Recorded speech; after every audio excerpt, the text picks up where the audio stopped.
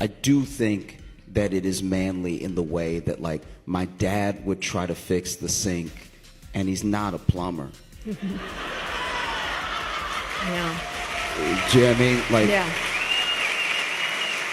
so, like, we own the tools, because you can buy tools. Yes. Don't just let anybody have the tools. They don't ask you if you're going to tear up your house at all. They'll let you buy the hammer, the screwdriver. They'll let you buy, like, the hatchet. And so then you bring it home, and in your head as a man, you're like, I have the tools. So if anything happens, I'm at least halfway there. Never mind the other half is, like, knowledge. And so then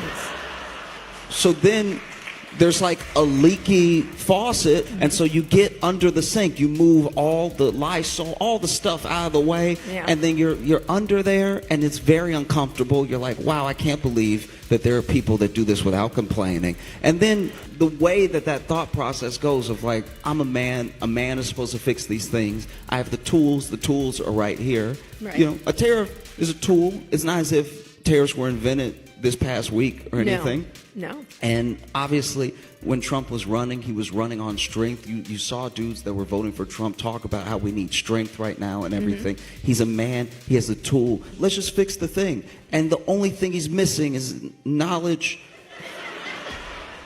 on how the thing works. Right.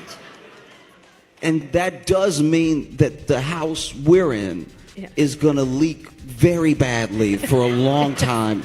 It's a fair comparison, no doubt about it. But what gets me is how so many people still think that this dude has some master plan, the president this is, and how the United States will come out on top. We may have short-term some little pain, and people understand that, but long-term, the United States has been ripped off by virtually every country in the world. We have deficits with almost every country, not every country, but almost. And we're going to change it. It's been unfair. That's why we owe $36 trillion. We have deficits with everybody. We help everybody. We've been helping everybody for years. And to be honest, I don't think they appreciate it. So we're going to change that. This is a line that we constantly hear, right? Well, we need short-term pain for long-term gain. This is not a gym that we are going to. You are playing with our lives. And here's the thing. Gym analogy aside, is it true? Many economists, including Nobel laureates, rebuked the president in an open letter, calling them a self-inflicted recession and also labeling them misguided. Some of those top economists, James Heckman and Vernon Smith, along with Phil Gramm, to name a few. To be clear, they do not align with what the president is putting out there. Furthermore, according to the Penn Wharton business model, they project Trump's tariffs will reduce long-run GDP by about 6% and wages by 5%.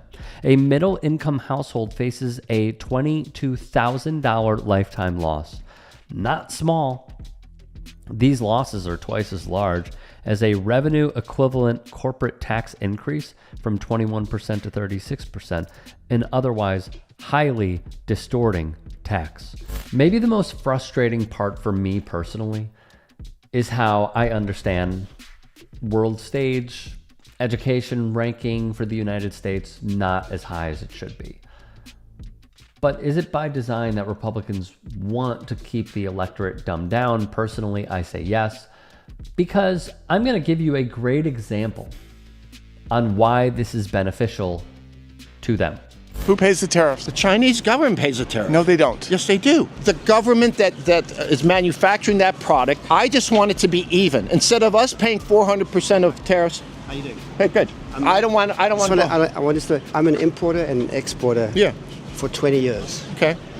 When a product comes into the US, there's something called a tariff sheet. Okay. As the buyer of that product, follow US law and pay the tariff.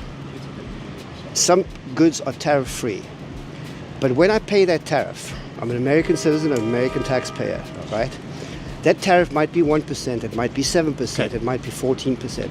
That means I'm a US company, I pay that tariff to the US government, and that increase in the cost of the product I then sell to you for a higher price because I've got to cover that tariff. Because they were told a lie by a con man, took his word for it, and are now getting screwed in the process. Because they didn't read about it, they remained in their own echo chamber, and seeing the wheels go in motion here in the end is going to be quite breathtaking. Take a look. What's one of your biggest issues? My biggest issue is probably going to be inflation, because I'm a business owner and it hit me hard because I sell T-shirts and all that stuff. Your T-shirts are made in the USA? No, my blanks, no. See, that's the problem. They're not, because a blank in USA cost me $20. I can't afford that. But see, that's the thing Trump's talking about. Manufacturing. All these companies have sold out over to the sweatshops.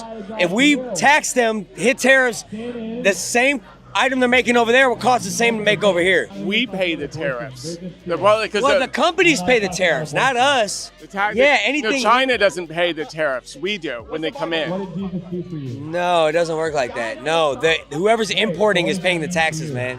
That's the point of it. No. See, when the importer. Because maybe they pass it on the consumer, but no. They pass it on the consumer.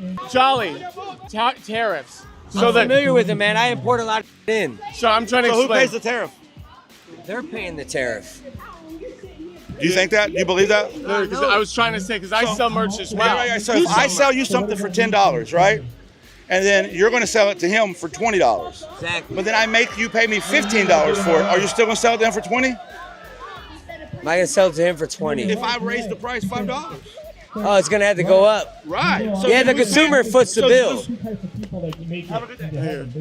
As I was putting this together, there was one more half piece of good news to share, I suppose, and here that is. Via Time magazine, the United States and China, the two largest economies in the world that are in the middle of a trade war, agreed to put a 90-day pause on each other. This will reduce tariffs by 115% on the other. The outlet would print. That effectively means that U.S. tariffs on Chinese exports will come down to 30%, while Chinese tariffs on American goods will climb down to 10%. But the problem, as I have come to understand, is that yes, there's going to be this pause, which seems like it's fantastic, right? But how this administration works is they will have one thing that appears to be good, and they will run with it. And they are going to be in communication with other right-wing outlets to say, put this out. Make us look good. Clean it up a little around the edges, but blast it out to everybody.